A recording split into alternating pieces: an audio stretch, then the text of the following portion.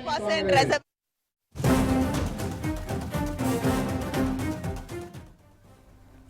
BC రిజర్వేషన్ల పోరాటానికి తెలంగాణ సర్కార్కు పూర్తి మద్దతు తెలుపుతున్నట్లు చెప్పారు డీఎంకే ఎంపీ కనిమొళిని. దేశంలో 50% రిజర్వేషన్ల విధానం ఎత్తివేయాలని డిమాండ్ చేశారు.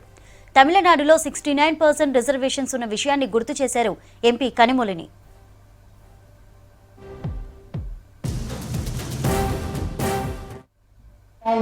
Tamil Nadu has 69% reservation.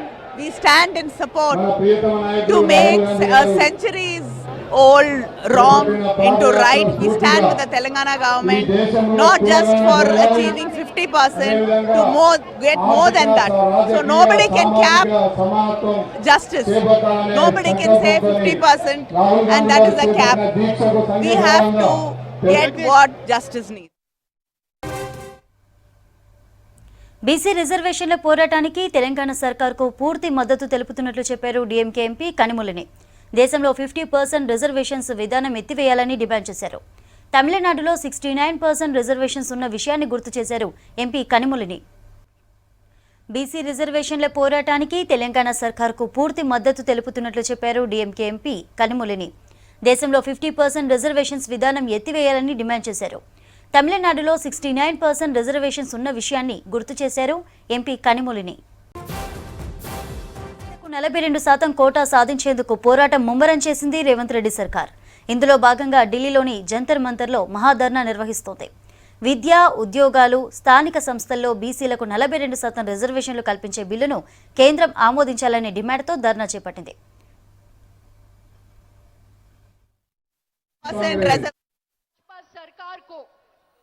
आप लोग जो एजिटेशन कर रहे हैं, जो प्रोटेस्ट दिखा रहे हैं अपना भागीदारी के लिए,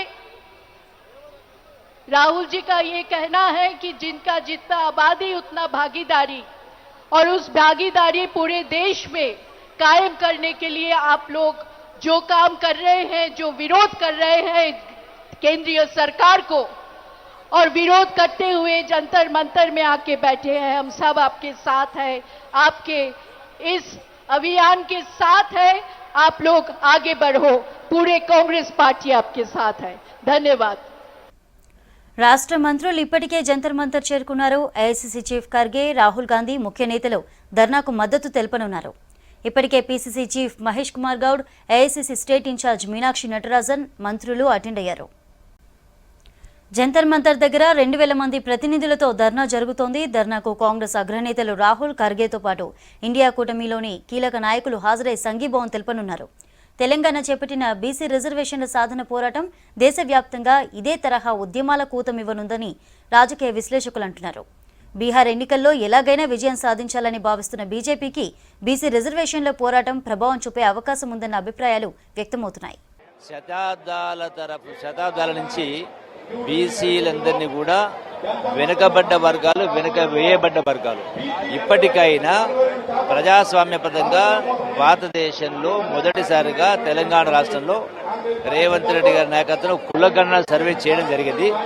ఆ కులగణన సర్వే ప్రకారం 42% బీసీలుగా తేల్చడం జరిగింది. కాబట్టి దీనికి చట్టబద్ధత కల్పించాల్సిన అవసరం ఉంది. గతంలో ఏ విధంగానైతే తమిళనాడు రిజర్వేషన్కు చట్టబద్ధత కల్పించడం జరిగిందో అదే పద్ధతిలో ఈనాడు కేంద్ర ప్రభుత్వం కూడా దీనికి చట్ట రూపం దాల్చాల్సిన అవసరం ఉంది. ఎందుకంటే రాజ్యాంగాన్ని సవరించాల్సిన అవసరం ఉంది.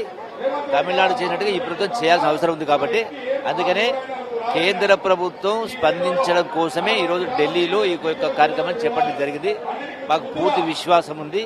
100% దీన్ని సాధించి వాళ్ళని గురించి 10 సంవత్సరాలు పాలన చేసినటువంటి దాని గురించి నేను మాట్లాడటం అంత ఉపయోగం లేదు. కాంగ్రెస్ పార్టీ రాహుల్ గాంధీ గారి యొక్క ఆదేశాన్ని, ఆయన ఆజ్ఞ ప్రకారంగా రేవంత్ రెడ్డి గారు భారతదేశంలోని సామాజిక విప్లవానికి నాంది పలికాము.